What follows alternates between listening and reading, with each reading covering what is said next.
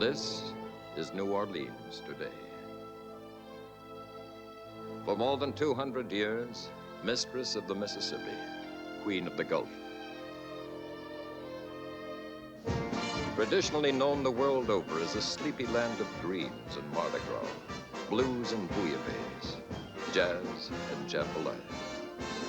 The Vieux Carré, the French Quarter, practically deserted by day, crowded with thrill seekers and tourists by night.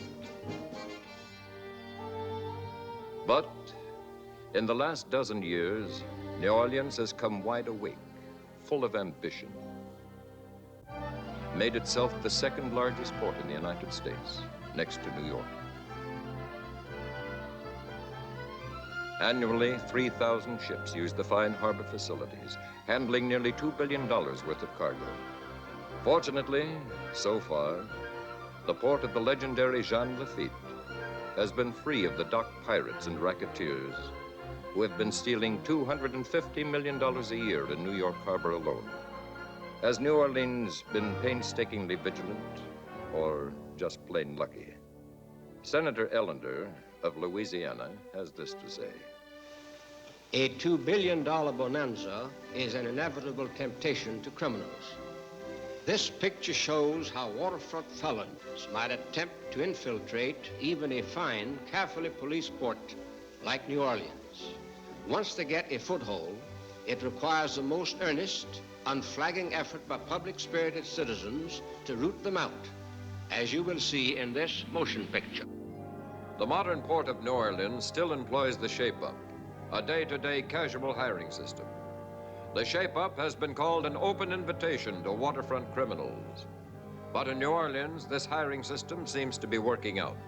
Keith Morrell, Bob Blake, H. Gillens, Brothers. Yeah. Tankerson. Yeah. Shell. Yeah. Lee Simpson, A. Landry, S. Shields, R. Willis. Kelly. Yeah. All right, take your lift tractor and start with that pile over there. Hi, Peterson. Mr. Temple. You running a tour service, Reilly? Nope, just bringing my boys on the job. Louis, take 2 men and put them on that crane back there and see how many lifts you need. This is not Pacific Street Wharf, Reilly. What do you think you're doing? Did Mr. Temple tell you? I was hoping this wouldn't happen. Zero Saxon's just contracted to unload all Golden Gulf ships. Here, take a look. You have the Golden Gulf contract, Mr. Temple. Hey, Bud, can you tell me where I can find the Delta Surplus and Salvage Yard? Apparently I had the contract. Looks like Zero underbid me. You gonna let Zero take over this wharf and put our guys out of work? They ain't gonna be in no condition to wait tonight. That's what you think!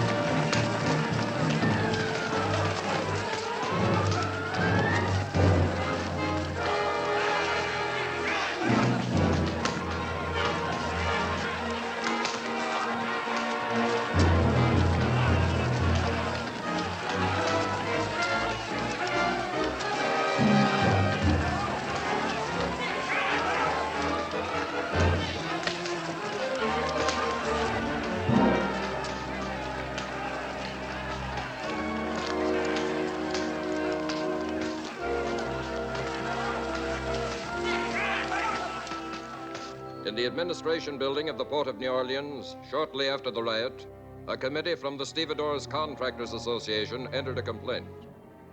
Wayne Brandon, an executive of the Port Commission, presided at the special hearing.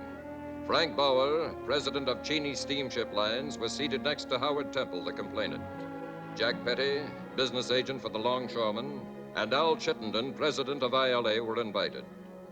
Also Robert Chambers, representing the cargo insurance companies.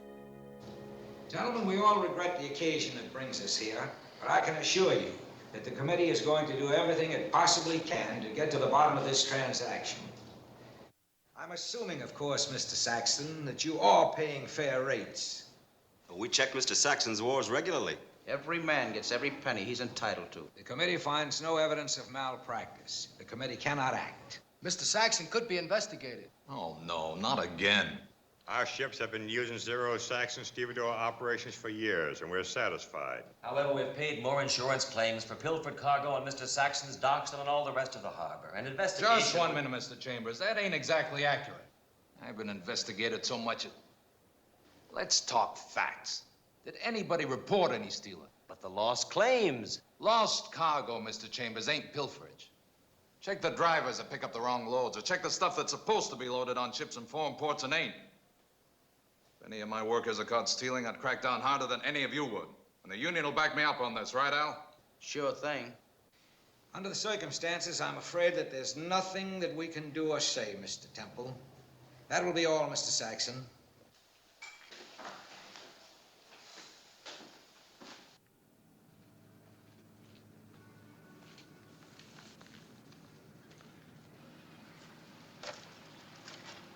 Are you Mac? Yeah. What can I do for you? I'm Dan Corbett. I wrote you from Los Angeles about this. Oh, you're that ex-sailor. I thought maybe you were a crackpot or something. Say, you mean to tell me you came all the way down here to buy an LSM? Your ad says $4,500 practically buys the ship. I'll take care of the balance later. I got the $4,500. There she is. And this is the stack off of her. I use it for my office. But I guess I can change offices. You want to go take a look at her? Yeah. Come on, let's go.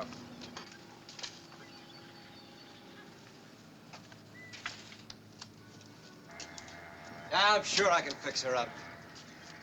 You want cash, or will a check be all right? Take it easy, kid. What do you want with this old scrap heap? I figure a surplus LSM can haul yellow pine from places other boats can't get to. Then I'll sell the lumber up and down the Mississippi. Might work at that. Back in California, a couple of guys out of San Pedro picked up a surplus LSM. They hauled timber down from the Northwest down to L.A. You know how much business they did in their first year? $1 million. You know that personally, or did you read it? The money I'm going to give you is going to clean me out. I got to have more to fit her out, shape her up. Yeah, and for the rest of the payments. Let's call the deal off. No, I can raise the money. How soon can I have the ownership papers? Just as soon as I can get some ink for this old fountain pen of mine. You sure you want to go through with this deal?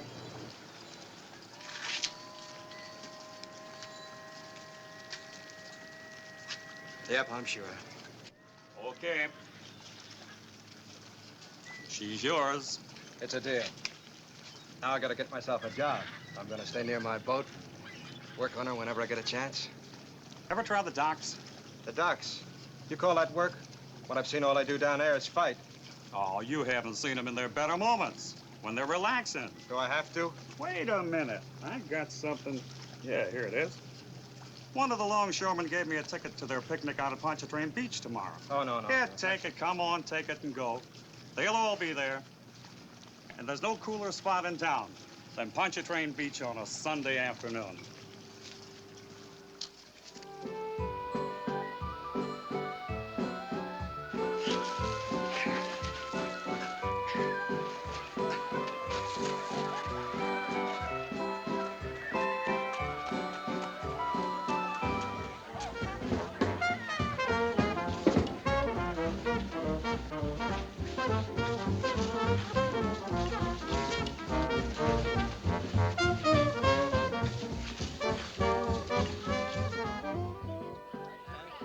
How many times can you ring the bell?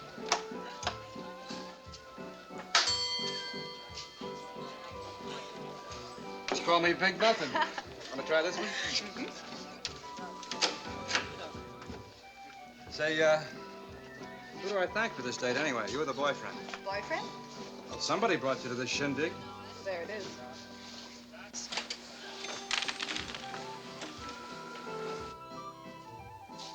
Is he blind? Well, thanks. You in his local? What local? Say, you're really a stranger in paradise. Jack Petty's the business agent for the Longshoremen's Union. Uh-oh, leave it to me to pick on the boss's girl. Don't let it throw you. What are you doing here? Well, I bought a boat yesterday from a character by the name of Mac McCabe. So today, here I am. So you're the one. And you call him a character? You know about the boat? Well, everybody knows Mac. And anything Mac knows, everybody knows. Am I doing this right? Yeah, I'll check you out. Well, you're different. So are you. In all the right places. Don't skid going around the curves. Got a penny? Oh, baby, you're gonna break me. You know, it isn't every day somebody lays out good cash for a busted-up LSM. I'm gonna need a lot of cash. That boat's gonna take a lot of money for repairs. Hey, Alma, you promised me the... Oh, no, take it easy now. Oh, come on. Oh, you're hurting me. Come on, you hurt the lady.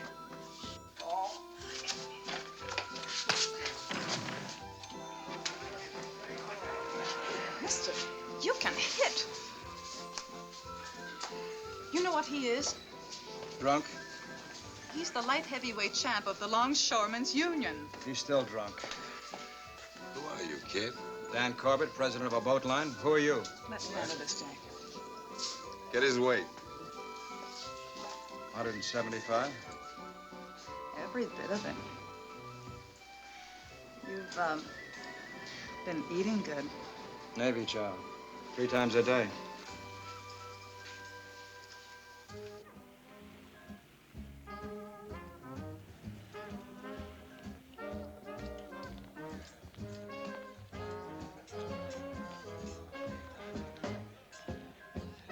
Hello, Pete. Hi, Alma. Coffee and donuts. I wouldn't kid you. Everyone at one time or another comes here to the Cafe du Monde. It's a way of saying goodnight. Oh, no, wait a minute. I've got my own way of saying goodnight. After coffee and donuts here, the boy goes to his home and the girl goes to hers. It's an old New Orleans custom. A very lovely custom for 2 strangers, but by this time, we're no longer strangers.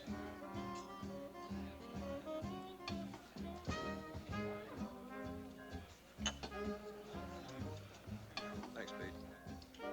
From where I'm sitting, you're still the same fellow I met at the beach today. And you should get to bed early and get up early and get yourself a job. You're very lovely and romantic, and I didn't hear a word you said. You still need a job. Like I told you, Jack Petty takes good care of his boys, and a smart boy can get ahead. All right. But I'd better stay close to you. Or you might forget. About the job, I mean. Let's not make like I'm a sparring partner. Okay. When do I see you again? I'll be around. I always am. Pop by the stevedore's office tomorrow. I'll try to have some news for you. Well, look, after coffee and donuts, aren't you going to show me any more old Louisiana customs tonight? After coffee and donuts, no more customs. Tonight.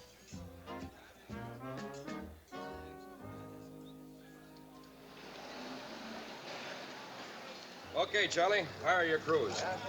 Charlie Simpson. Oh! Alma Mae. Joe Reilly? I'm Danny Corbett. Oh, I've heard about you. You're next Navy man, huh? Jack Petty called about you. He likes to see a good fighter in action.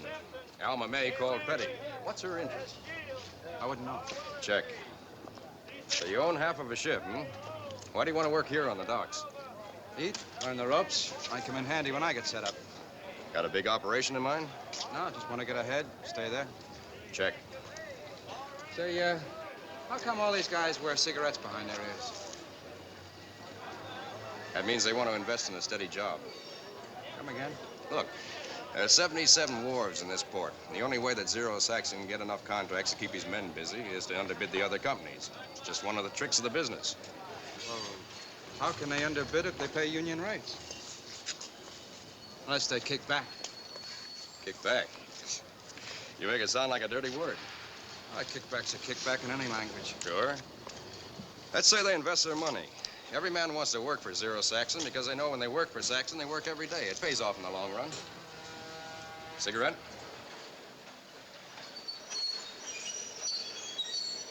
Sure.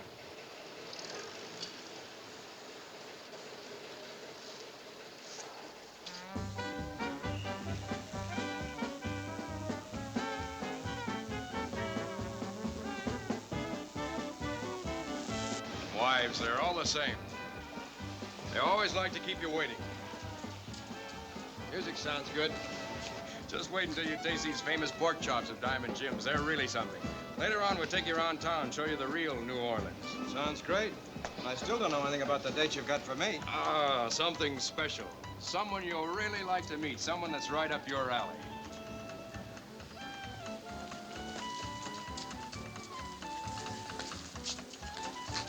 It's about time. Hi, sweetie. I'm sorry we're late, but we just couldn't help it. Danny, this is my wife, Marie, Danny Corbett. So you're the fellow with the strong right arm. Somebody better introduce me. I'm sorry. This is my brother, Scrappy Durant. Better know you, Scrappy. Yeah, Scrappy used to be quite a fighter. My boss, Zero, managed him until he retired. Now I coach a union boxing team. That's why Joe wanted me to meet you. Word's got around that you got a good solid punch. So I'm glad to meet you. This is my date? Oh, Joe, how could you? I'm sure Mr. Corbett was expecting her. What were you expecting? Scrappy, he's lovely. Shall we join the ladies? Hi, Joe. I've been looking all over town for you. Yeah? I'm sorry, honey. I know. Zero Saxon wants to see you. Danny, Scrappy, take care of Marie, will you? If I'm too late, I'll see you at home. I won't be too long, honey. Bye. So long. Well, come on, tourist. We've still got a lot of sights to show you.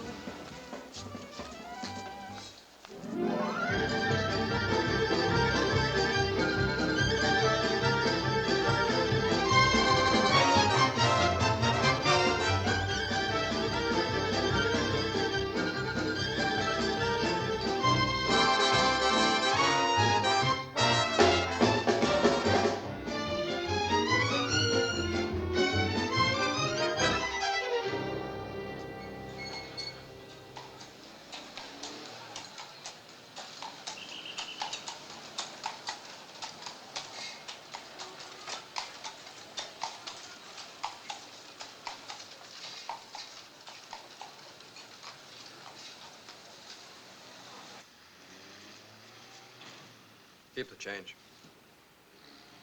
Well, now I can really say I've seen New Orleans. I've delivered you safe and sound, and I guess I better be going. Now you must come on up. Oh. Well, Excuse me. When Joe called us at the wit's end, he said he'd definitely meet us at home. Come on. okay, if that's what Joe said, but I've heard about guys who had to go out the window when the husband came home. Come on.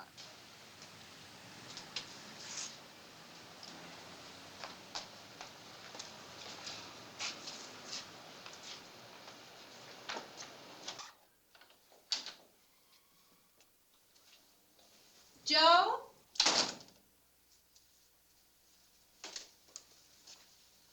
Joe?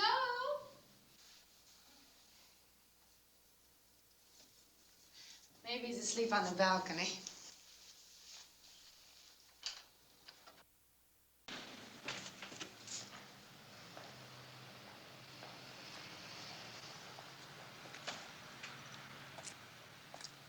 I've got a sneaking suspicion he's not home.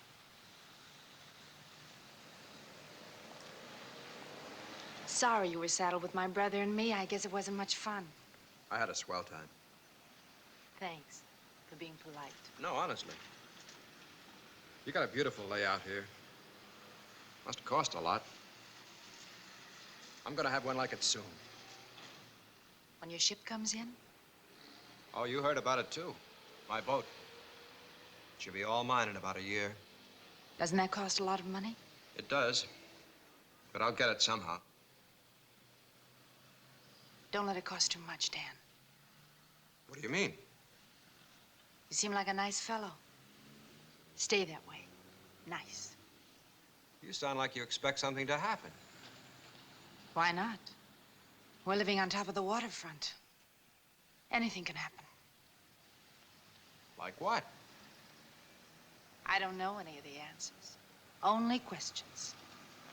But if you're a nice guy like I think, well, nice guys get hurt easily. Nice girls get hurt, too. So take care of yourself. And Joe and Scrappy. You're the kind of people I like. So stay that way. Sure. Sure, we'll make a deal. We'll all watch over each other. Did I say something wrong? Let's have dinner together, all of us, sometime. Soon? Soon. So long, Marie. I said so long. Sorry. I was thinking. Thanks for everything. I'll see you to the door. No, don't bother. I can find my way out. Say good morning to Joe for me.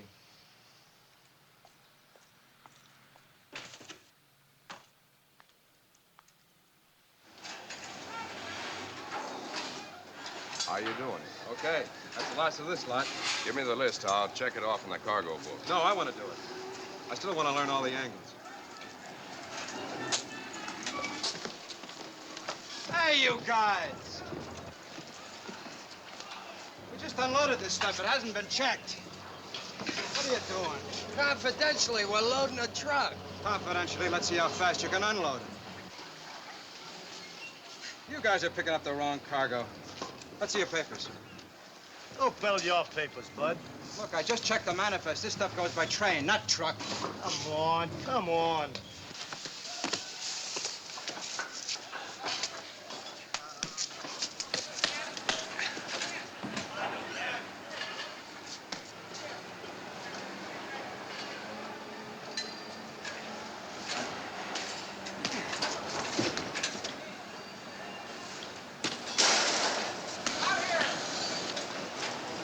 Come on, Charlie.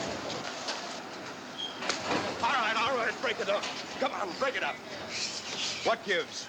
You tell me. We're loading our truck, and this guy comes up and starts blowing up a storm. You're loading the wrong cargo. I tried to tell him, and then this joker slug. It's all right. He's a new boy on the docks. He won't pull a trick like that again. Hey, who's crazy here, you or me?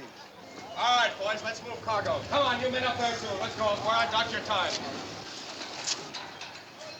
What's the idea of pulling a grandstand trick like that? I told you, Joe, they were moving the wrong cargo. Who's running this wharf, you or me?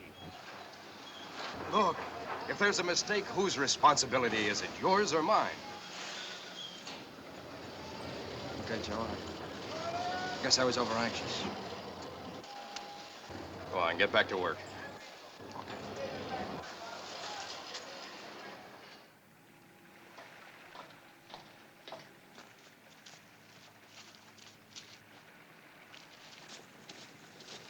Well, she doesn't look like much yet, but wait till I finish working on her. Sure.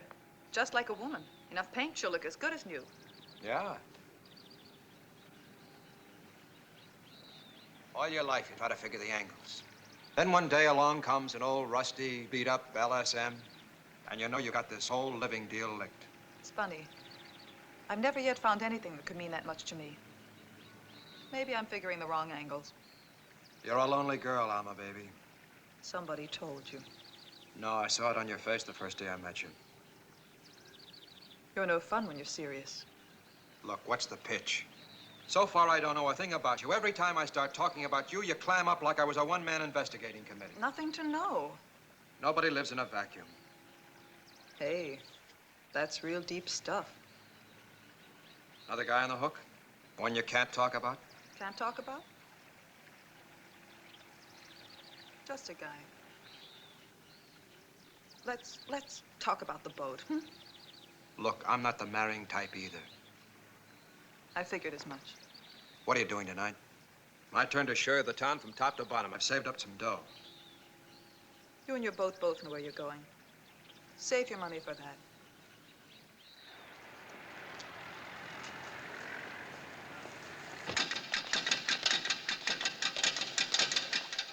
Hello, Danny.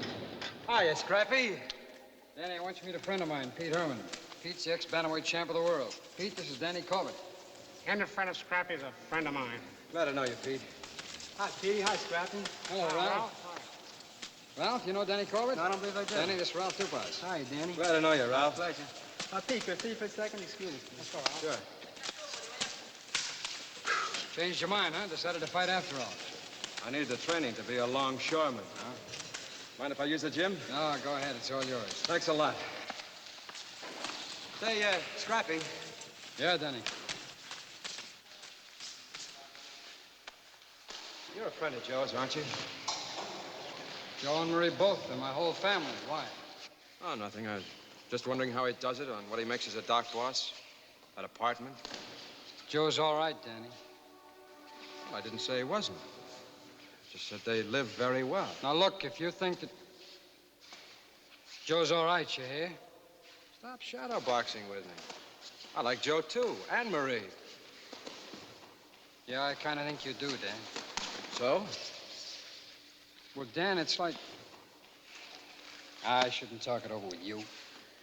If not to a friend, who then? Well, it's got me worried, Dan.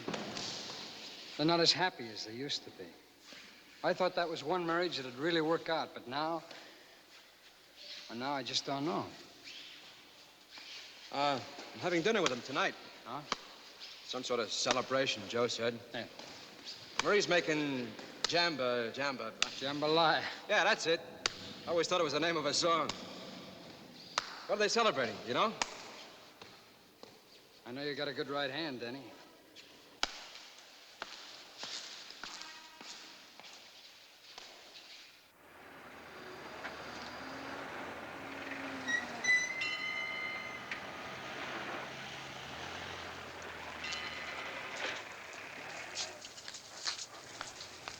Mike, you better find out when the Artenia's due.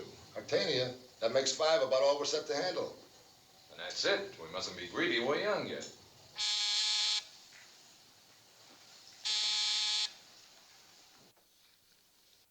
You smell nice. Even during business hours? Sure, honey. You're important business.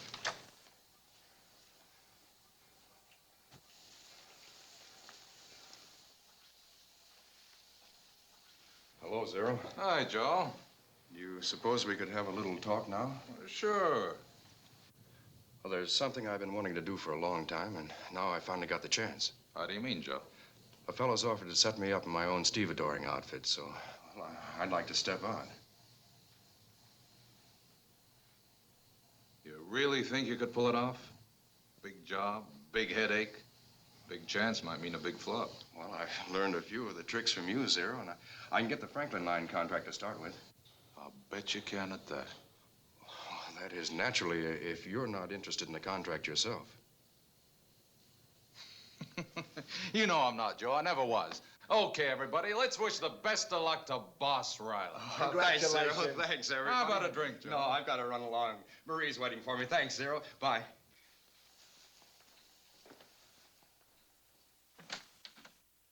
He's a nice guy. No? Say goodnight, honey. What? Go powder your nose or straighten your seams or something. Be a good girl, baby. Oh, sure.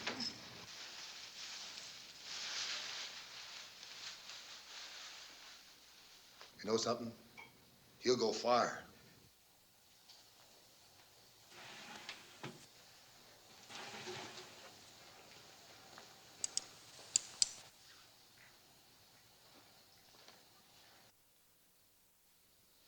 You gonna let him walk out just like that? Anytime he decides to talk, he can close us up. No kidding. Take care of that. I want it back. We don't get rid of it? Not yet. Come on. Bye, Zero.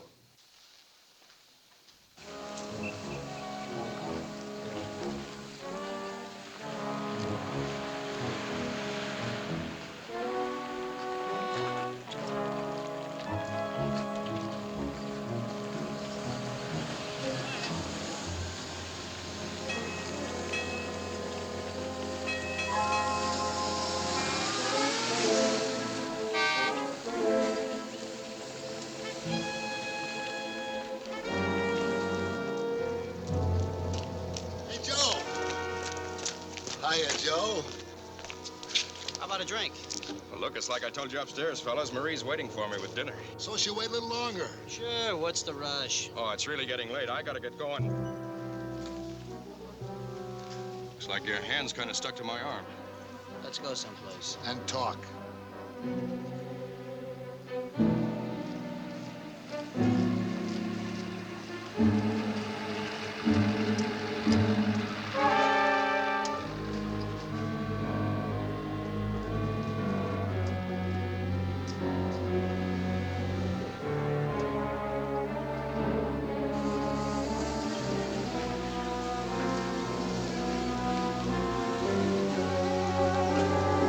Just seen the quarter two sisters.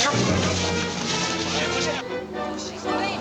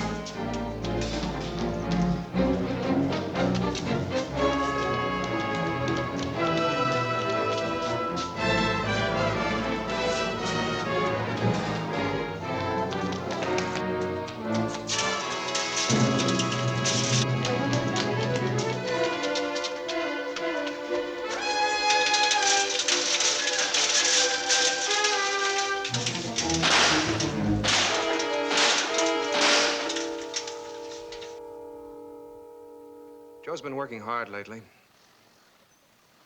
Later and later every night. Tough. He says he's got something big planned. Maybe it'll give him a lot of spare time. I hope it's a good deal for both of you. How can it be? Well, that's a funny approach. Joe's working hard, isn't he? Too hard. You can't condemn him for trying. I don't. I don't have to like what he's after. All right, I give up. What's he after? The brass ring on a merry-go-round. Doesn't have a brass ring. I see. Now I know absolutely nothing. Good drink. Thanks. It's my own recipe. Don't ask me what's in it. It's never the same twice. Joe's trying hard to get on top. Is that wrong? He was a stevedore when I met him. I fell in love with Joe the stevedore. Not Joe the big man on top. I married Joe the stevedore. I was happy. I don't want success or power or big money, just Joe. A man's got a right to dream. You're part of that dream. Just like my boat's part of my dream. And I want the big money someday, too. Is that a crime? Yes. When it's a crime against oneself. Spell that out. He's changed too much. People grow up. Can't he grow up without hurting himself? That's the gamble a man takes if he wants to get somewhere. You mean that he'll never be satisfied? The more he has, the more he wants? I'm wasting my time. Joe won't be happy till he makes the big move. And now the time has come. Is this something you know, or did you just dream it up? The big deal is being made tonight. Joe wanted it to be a surprise. But when I found out he was talking to Zero Saxon, well, I wouldn't be much of a wife if I couldn't take it from there. Here's to you, Joe, and the big deal. You don't know any reason why somebody would want to kill him? Like I said, Superintendent, everybody liked Joe Reilly. Your best friend is found floating in the Mississippi with 4 slugs in him, and you don't want to talk to us. Are you afraid? I just don't know anything about it, that's all. I'd help you out if I could. Okay, go ahead, Charlie. You can go. I'm sorry, Superintendent. Well, what do you make of it, Superintendent? He may be telling the truth. Then again, he may be afraid to talk. What's he afraid of? If this were New York and a docker was murdered, I'd guess he was mixed up in a racket, but not in New Orleans. No, we don't have rackets in New Orleans. All at once, the 3 men had the same thought. How sure were they that the rackets hadn't moved into New Orleans? Wayne Brandon said he knew that racketeers had cost New York $150 million in pilfered cargo alone. He was scared. Al Chittenden explained what this would mean to his union, an all-out battle to keep criminals and racketeers from exploiting his men. And Police Superintendent Schuring said if rackets took over the 42-mile waterfront, he'd need not a police force, but an army.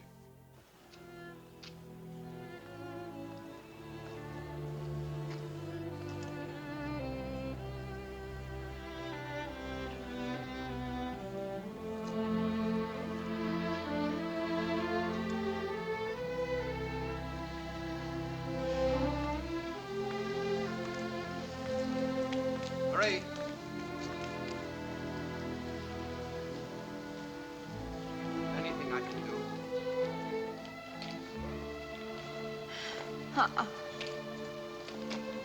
Are they sure that it's Joe? Yeah. You know, you're wonderful taking it like this. Am I? I've cried for days. I don't think I can cry anymore.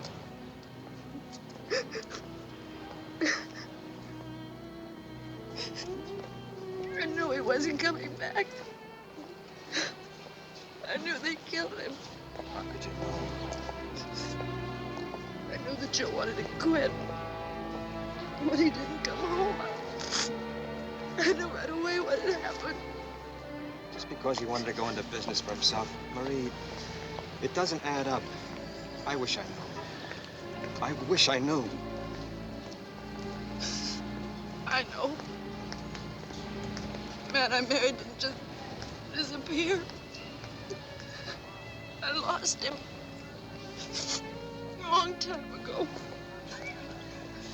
I started working for Zero Saxon.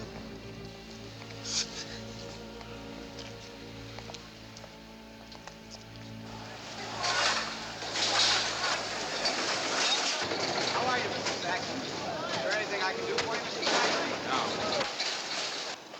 This is Mr. Chambers, the chief investigator for the Maritime Insurance Group. He's checking into some lost cargoes. I want you to give him full cooperation, all the help you can. Well, what shipment was it? Here's a signed receipt for cargo delivered to this dock. Never arrived in Europe. Well, who's this F.A. Wilson? The guy that signed it? Why, the checker. Never been a checker by the name of Wilson on this wharf. Ever heard of him? You know what I think? Mr. Chambers, somebody forged that signature. Why, I'll bet that cargo was hijacked before it ever reached this dock. Mind if I look around, watch your handling procedure? Help yourself. I guess that's all. Yes, Mr. Saxon.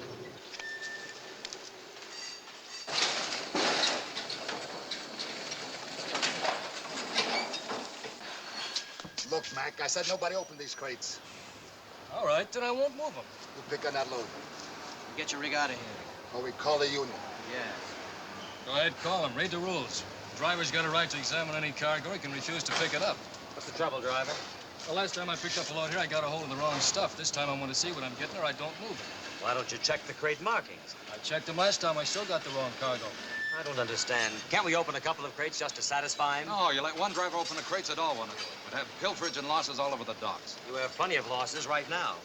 What are you doing? Writing an order impounding the cargo. I have the authority. Impounding it? Maybe there's nothing wrong, but we've paid too many losses lately to take a chance. Mr. Chambers, I think you're putting yourself through a lot of trouble for nothing. We'll see. But you better warn your men, Saxon. I'm posting a guard on this wharf. And if anybody touches one of these crates before my investigation, he goes to jail.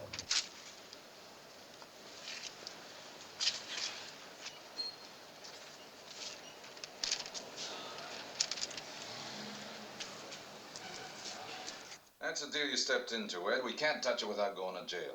Once Chambers opens the crates, we're through.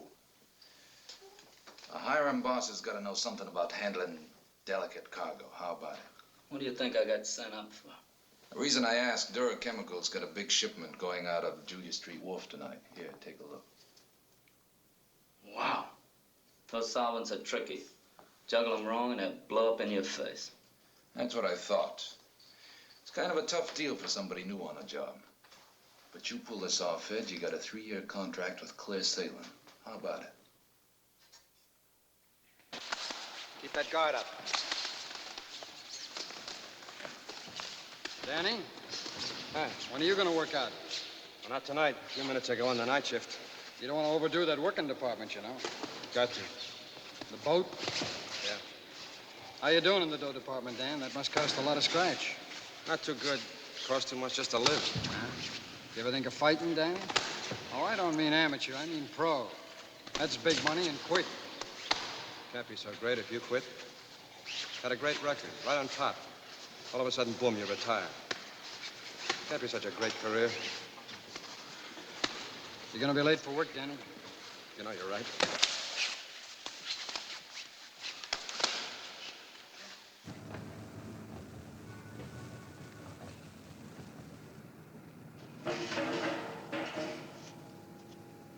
What are you, soft in the head?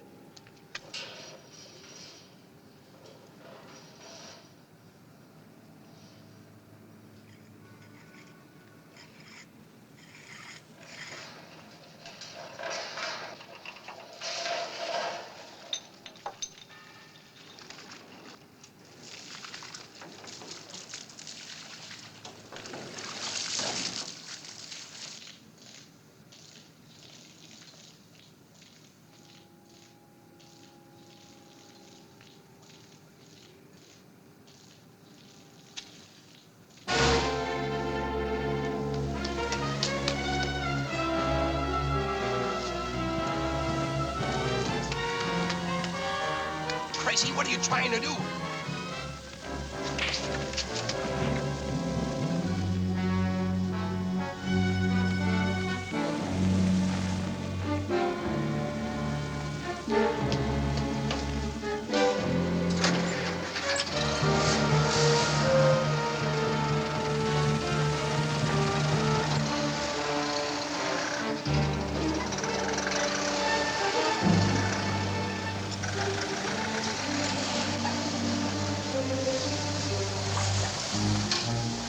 He lost up the whole deal. Stupid! Don't you call me that. He's gonna pull it off for us. It's rotten, Jack. That's what it is. It's rotten. I still don't see what you mean, Al. All right. Then I'll lay it on the line. I've been around this union a long time. I can smell a rotten setup a mile away. And I've been telling you for 3 hours, you got one in your local. You just let me What's explain. to explain? A foreman murdered? An insurance investigator ties up cargo for examination? Go on. Explain why it just happens to be destroyed in a dock fire on one of your wharfs. Those things happen, Al. You know the waterfront. One of my boys stopped what could have been a big fire. Is that rotten? That doesn't explain why the men won't talk about the murder or the fire. They're afraid to talk. They're scared. Of what, Jack? How should I know? If they're scared, why don't they come to their business agent for help? I'll tell you why. They don't trust you. Well, if there is a mess, which I don't admit, don't I at least deserve a chance to clean it up myself? All right, Jack. I'll give you one last chance. Clean up this mess or you're through as business agent of your local. I don't understand. Don't anybody ever bring me any good news? I can't help it. Things are getting tough. You know what Chambers thinks about that fire. And making an ex-con your new hiring boss didn't help either. You gotta do something, Zero. You mean beside paying you all that grease? If Al cans me, I'm no good to you. Grease or no grease. If Al knew the local was solid for you, had confidence in you, trusted you, he wouldn't dare kick you out, would he? No, but how's he gonna think that? Well, supposing the boys threw you a testimonial dinner, sort of a spontaneous tribute to their business agent. I ain't heard anything about a spontaneous tribute. That's because we didn't tell him about it yet. Stupid. You're stupid. Don't worry, they'll kick in. They'll show up, too. You better get your tux clean. That ought to do it, Zero. That just ought to do it. You know something that would really put the nuts on the cake with Al? Give him a hero. For instance? For instance, a nice, clean boy who Jack Petty gave a break to on the docks. A boy who repaid his trust and confidence by putting out a fire that could have cost the city $1 million. Yeah, I already told Al about that young smoke eater. I might even do something for him myself. What was his name again? Yeah, what was his name again? Dan Corbett.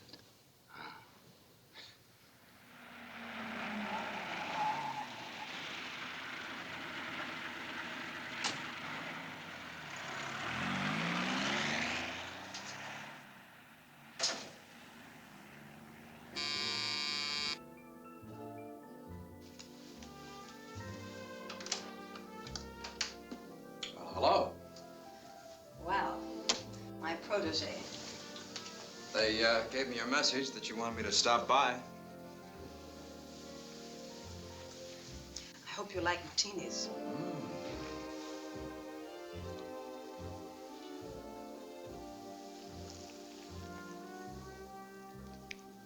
Thanks. Thank you. Zero thinks I'm quite a talent scout. What's the gag? No gag. You've got a bona fide invitation, and I've got to deliver you. What difference does it make to Zero whether I get to Jack Petty's dinner or not? You'll find out later. You know, you're quite a guy. Fighting, putting out fires. You're better at starting them.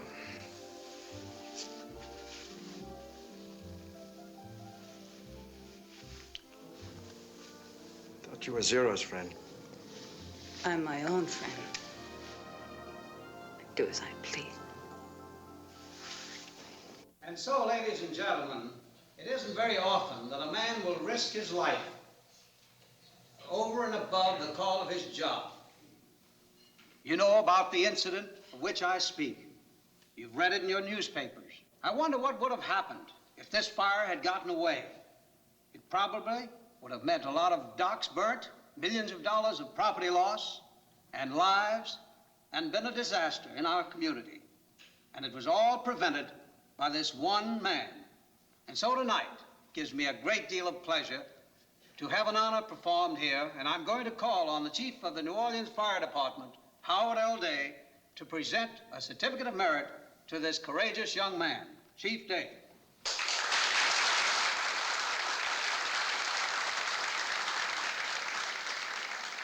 Thank you, Councilman Skiro.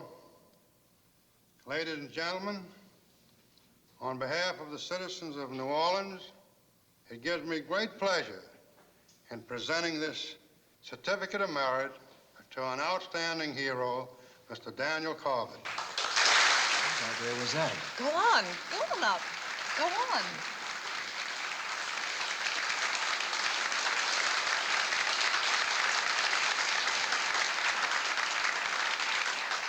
Just a minute, Dan. Now, I've got something to say. Starting tomorrow, if he wants to, Dan can go to work for me as assistant hiring boss on Congress Street Wharf. How about it, Danny? The pay's good. You want the job? Do I?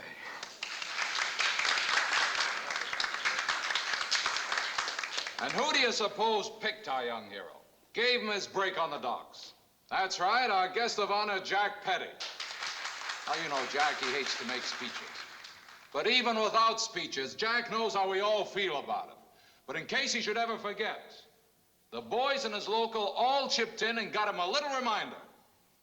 And I think it only proper that President L of the Union should make a presentation. How about it? Danny, you just hit the jackpot. This is a beautiful solid gold cigarette case. And it's engraved to Jack Petty, a real guy from his boys.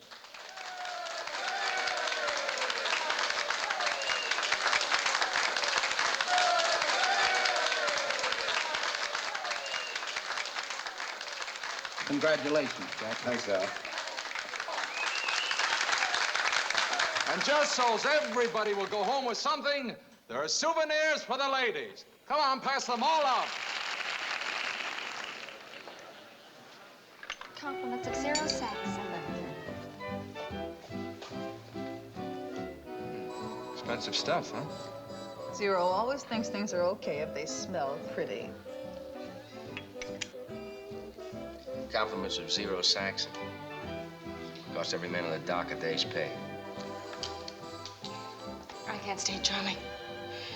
I came to a memorial tribute to Joe and nothing else. Yeah, I had enough laughs. Hi, everybody. Looks like my night to buy the drinks, huh? Congratulations on your new job, Danny. Thanks. Sure you make a lot of money with Zero. You make it sound like that's bad. That's just fine. Get it any way you can. That's what they always say. Coming? Night, Dan. Miss Worth. We were just leaving. Scrappy? I think I'll stick around a while, Marie. You go home with Sue and Charlie. Good night, Sue. Charlie. Good night. Dan, can I talk to you a while alone? Go ahead. I'll dance with Zero. A little while, okay? Okay. I don't know why, but I sure laid an egg with Marie and Charlie. There's a lot of things you don't know, Dan. One of them's how much you hurt Marie. Hurt Marie? How? Dan, look, we both like you. She doesn't want to see you get all mixed up the way Joe did. You gonna give me a line about Zero? Look, I've been keeping my mouth shut, but my ears and eyes are working overtime. That Stevedore Corporation of Zero's, that's just a cover-up for his real operation, big-time smuggling and pilfering on the docks. And that dame you're with tonight, she's the one that fingers the cargoes for him, where she only works in the Stevedore contracting office to get information for Zero. You're crazy. I've worked on Zero's docks. He couldn't possibly get away with it. Oh, yeah? Did you ever hear the old shell game? Find under which walnut is the pea. Where do you think he's doing it? All right. I'll explain it to you some other time. Maybe you're right. Maybe not. But why pick on me? I told you, Danny, we like you. You think I'd be sticking my neck out like this if I didn't think you were being played for a sucker? Suppose I work for Zero, and I tell him how you feel. I don't think you're a squealer, Danny. It's like you scratch my back and so forth. You saved us a bundle by putting out that fire. Now we want to do you a turn. So we'll pay you $200 a week to start. 200? That's only a start. Later on, you make good, you get a cut of the business like Joe did. Thanks. I never thought I'd make that much money without stealing it. What are you getting at, kid? From all I've heard, you operate just like everybody else, only smarter. Why, sure, kid. You gotta be smart unless you want to work in a bargain basement. All I want is to own my own boat and head up the river to the tall timber. Up the river, tall timber. I like poetry. So get some sleep. We'll see you later. Coming? Oh, we'll see she gets home all right. Don't think we blame you, Danny boy, for being careful. As a matter of fact, we appreciate it. We don't want to hire the wrong guy either. Yeah. I like poetry, too. I'll see you. See you.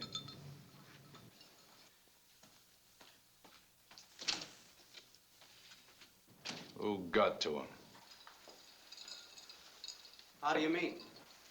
You didn't hear nothing on the docks, I could tell. Somebody got to him after I offered him the job at the banquet. I saw him talking to Scrappy. They was yapping like two old maids. I noticed how Scrappy's changed ever since Joe Reilly was killed. He just might talk too much.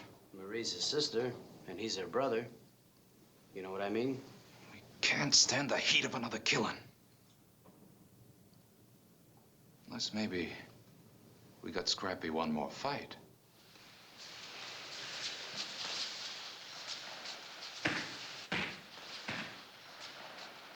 This guy's just a plain squealer. An A1 stoolie. That's why you got to be a little more careful who you talk to. The little punk went to the boss and told him everything you said. Do yourself a favor. From now on, keep your lip buttoned up. Let him go, stupid.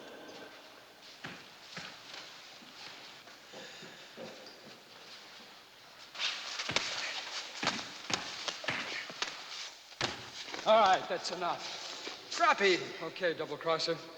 I'm gonna teach you a lesson you'll never forget.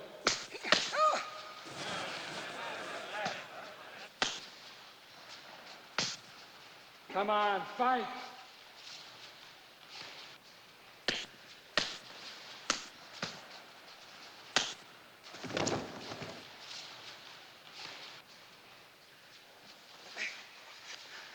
What's the matter? I hit you too hard? You want to run and tell Zero about it? Scrappy! Come on, get your hands up. Fight!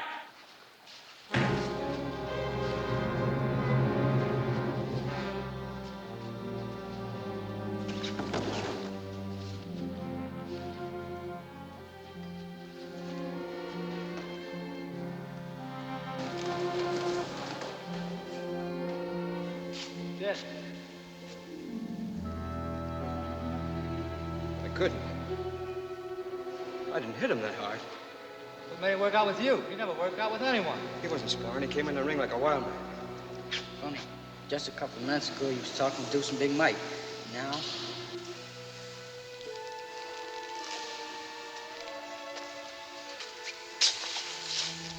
Take it easy, kid. Accidents happen. Nobody can explain them. You didn't kill him. He had no right to fight. I tell you, I killed him. I don't know, he seemed sore about something. I don't know why. But he kept hitting me and hitting me. Then I hit him. Just once. It wasn't hard. I hit a lot of guys harder. And Scrappy was a fighter. He went down. He never moved.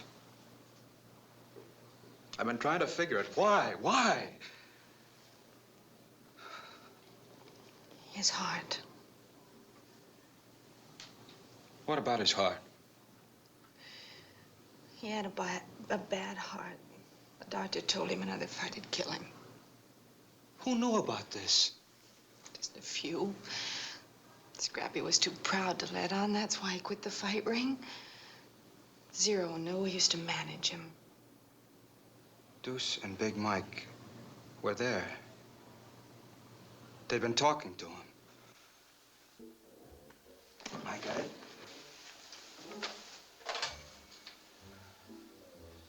Let me have the Port Commission office, please. Brandon, please.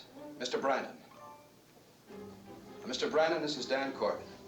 The secret meeting between Dan Corbett and Wayne Brandon took place in the private quarters of the Hampshire, an exclusive businessman's club. Brandon invited Police Superintendent Shearing and Al Chittenden to sit in with him. Dan began by telling them his idea of the reason for Scrappy's death. Somehow, through Mike and Deuce, Zero managed to get Scrappy in the ring with me. The rest you know. Just what is Zero's setup? Big-time pilfering, mainly. But with sidelines. Smuggling, kickbacks, special collections, short gangs. Now you see why I wanted you two here. I just don't see how Zero can get away with pilfering. It has to be a big operation with contacts to finger the cargoes. Zero's got a girl planted in the Stevedores Contracting Association. The checkers and dock bosses are in on it. He even operates the new Dixie truck line as a blind. But with labeled crates, ship's manifests, signed receipts, how can he manage it? Well, the way Scrappy explained it, it's like the old shell game. Here, I'll try to show you what I mean. Al, would you pass me a couple of those matches? A couple of them. The shells. But instead of using shells, Zero uses a ship, a warehouse, and a truck. Oh, yes. Instead of 1 P, he uses 2, just to make it more complicated. Now, let's say that this is the valuable cargo Zero wants. It's on the ship, and it's unloaded on, say, Poitras Street Wharf. Now, Zero sends down one of his trucks, brings in a load of crates marked exactly the same way as the valuable cargo. P number 2. In the dock warehouse, the papers are switched from the original cargo, the legitimate cargo, to the phony crates. The truck comes in, picks up the phony crates instead of the cargo it should have. And one of the insurance companies will lick. Try to trace that transaction back months later. Afterward, when things are quiet, Zero sends back his truck to pick up the valuable cargo. What about shipments going abroad? We just reverse the process, load the phony crates on the ship. By law, Zero has to keep exact dock records. They've been inspected, so he'd have to doctor the cargo book and keep a file of phony invoices. And Gene Lafitte thought he was a pirate. All we have to do now is to tail Zero's new Dixie trucks whenever one leaves the docks. No, that's no good. Because that cargo may be reloaded 2 or 3 times. Maybe even recrated. Even so, if we stop the trucks, we stop Zero. Until we find out where the trucks finally end up. What about radio?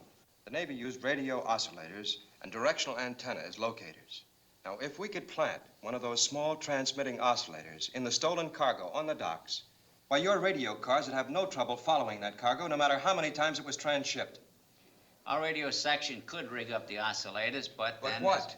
But there's still a matter of planting them in the right cargoes. I think I could take care of that. Zero just made me assistant dock boss. I could keep that job until the oscillators are planted. I guess I don't have to warn you if Zero should find out you talked to us. No, you don't. I remember what happened to Joe Reilly and Scrappy. Brandon will notify you when the oscillators are ready. Then it'll be up to you. You'll be on your own. Be careful. Good luck. It'll be worth a try. Thank you, gentlemen. Not long after the meeting, Dan got his chance to place one of the oscillators.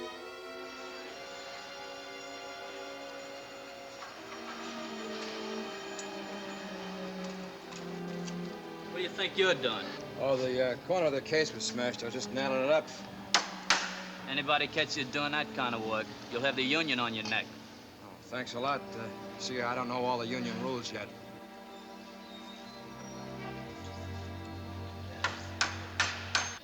As soon as Zero Saxon's new Dixie truck pulled out with the shipment containing the oscillator, the police car's antenna was quick to spot it, and it was easy to follow the shipment.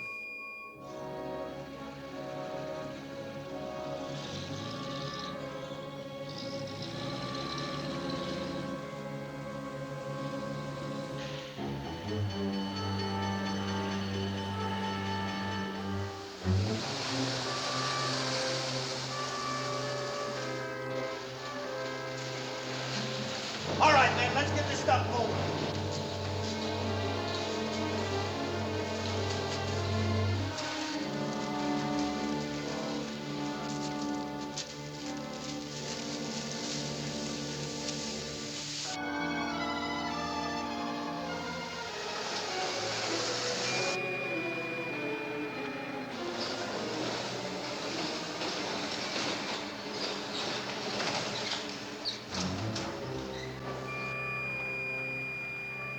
Target stopped. Transship once. Seemed to have settled down for the night. Bearing 137. 137. Pointer Street Wharf. This is Unit 30. Lafayette and Delta. Final bearing 286. 286, Lafayette and Delta. Well, there it is. That's where our transmitter ended up. You know that location, Superintendent. Do I? One of the biggest warehouses in the city, Challenge Distributors. Big firm, important, respectable, so to speak. Doesn't seem possible. They could be handling stolen goods. We'll know for sure when we raid them. But first, we must find out how many more outlets Zero has. Only a short time later, after following through the same procedures, Police Superintendent Schuring had his information. Besides Challenge Distributors, Zero had 2 more outlets, General Wholesale, and last, Ace Storage. Now, they were ready to move in on Zero.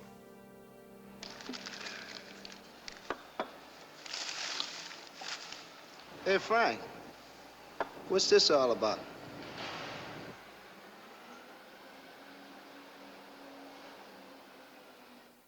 I thought I'd better bring it. It was in one of the crates from the docks.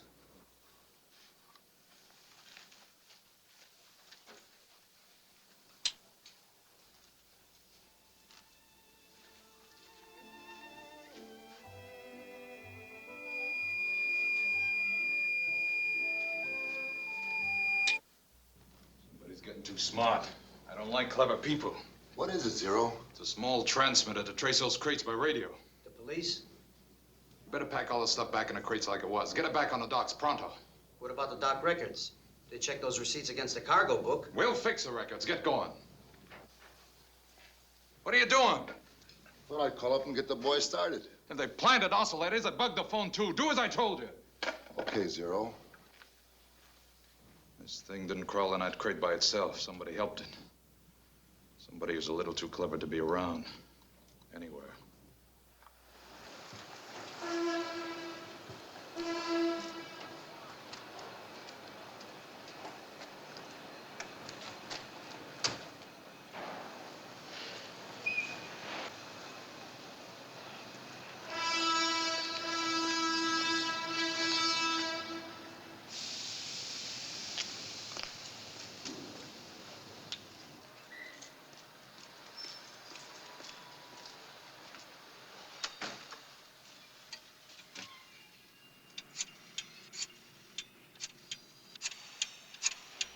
Hello. Hello? Hello, Jim? Yeah. This is Mike. Look, I think there's an undercover police car across the street, so I can't come in. The boss wants you to pack all those crates. All of them. Yeah. Boss wants you to pack all those crates, just like they were, and get them back to the docks. What? What about the records? Zero will take care of that. You just get those crates back to the dock quick. Right. If that cargo gets back on the docks, our evidence is gone.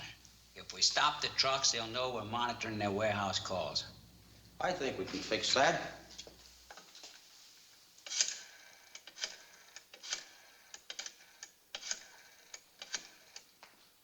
Hello? Al speaking. Yeah, I want all the men pulled off Zero Saxon stocks. Right now. Yeah, it's a strike. Too many accidents. Whatever signs you got. And get this. Tell the pickets to let no one on or off the docks. Right. Zero will never put that stolen cargo back now. Not through our picket lines. See you later. Who could it be? We checked on everybody had a chance to do it. Could it be Alma Mae? Chance to do what? Plan an escalade, or you know what I mean. Something you put in a crate or something like that. A what? She didn't do it. Oh. It had to be planted on the docks. Whoever did it knew what we were after. Opened the crate, stuck it in, then nailed it up again. Have you checked Dan Corbett? Why? I caught him nailing up one of those crates. He said it was smashed. Nah, he's too new. He could never figure out the setup this fast. Wait a minute. He's clever. He's smart. And he talked to Scrappy a little too much. Ed, you better bring him up here, quick. Zero, I think you're right.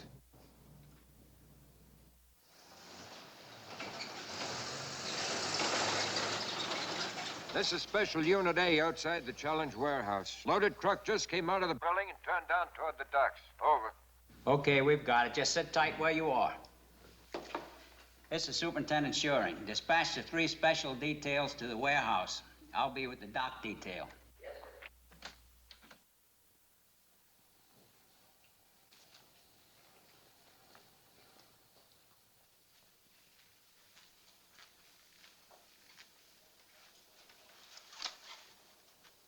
What are we doing, playing catch? We were wondering if you'd ever seen it before, that's all. What is it? How would I have seen it before? When you planted it in that smashed cargo crate on the docks.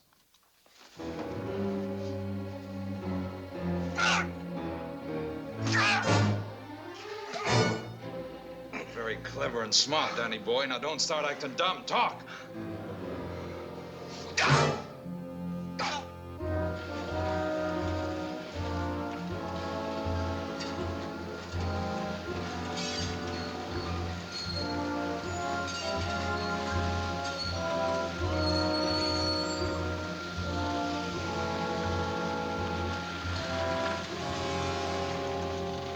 Sorry, pal. President Al's orders. Nobody gets on this dock till the strike's over. What do you want me to do? Beat it. Okay, okay.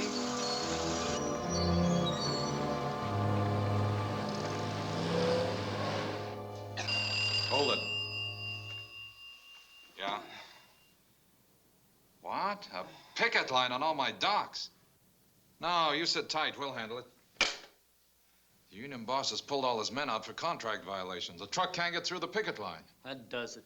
Ed, you and Deuce get down to Molly's and the Fat Frenchman's. Pay the boys anything you have to. Tell them they're gonna bust the picket line. Start enough trouble to draw any guards away from the office so I can get rid of the cargo records. Get going.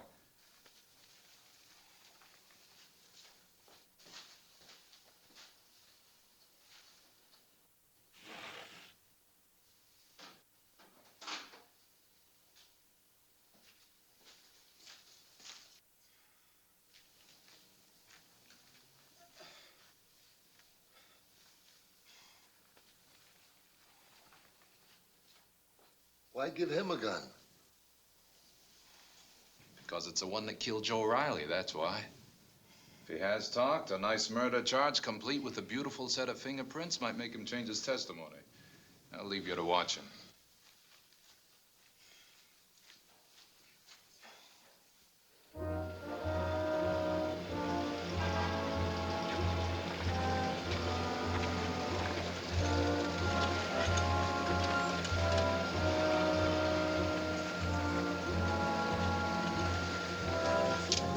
Out on strike, Charlie? That's what the signs say. Better get your boys out of the way. We're unloading a ship for Zero. And if your men try to stop us, they're gonna get hurt. Nobody crosses that line.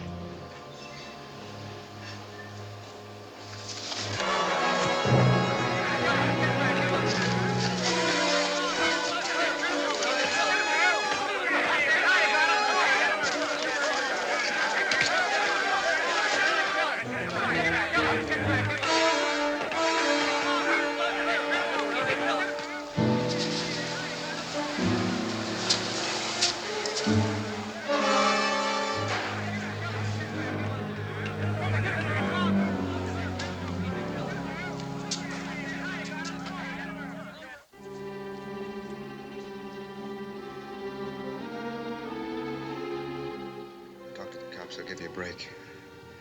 Suppose they won't. It'll be worth a chance. If you're picked up with Zero, it'll be nothing short of murder. Trust me, I'll go to bat for you.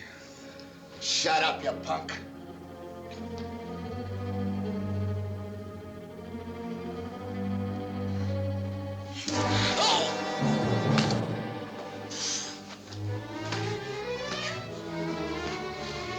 All right, Danny boy. Now you can tell the police how I helped you.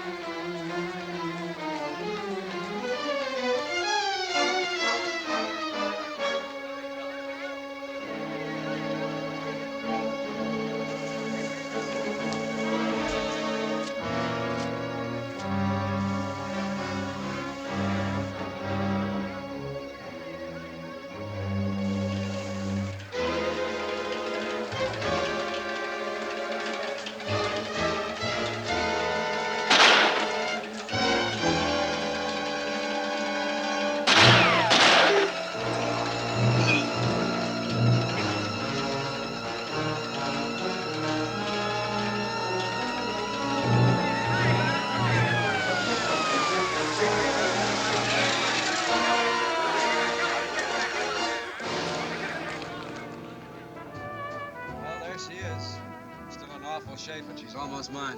What do you think of it? You know, I never quite believed that boat story. Well, that's a fine attitude. Don't blame me, lady. I tried to talk him out of it. We interrupt this program for a special news bulletin on the Zero Saxon case. On the basis of additional evidence from the New Orleans Police Crime Laboratory, the grand jury this morning indicted Floyd Zero Saxon for the murder of Joe Reilly. Ballistic tests proved conclusively that the bullets taken from a young longshoreman named Corbett were fired from the same gun as those found. You know, it's lucky Zero was such a good shot. Just suppose he missed you. Say, if you two are gonna start painting the boat, you better get going. Okay, Captain.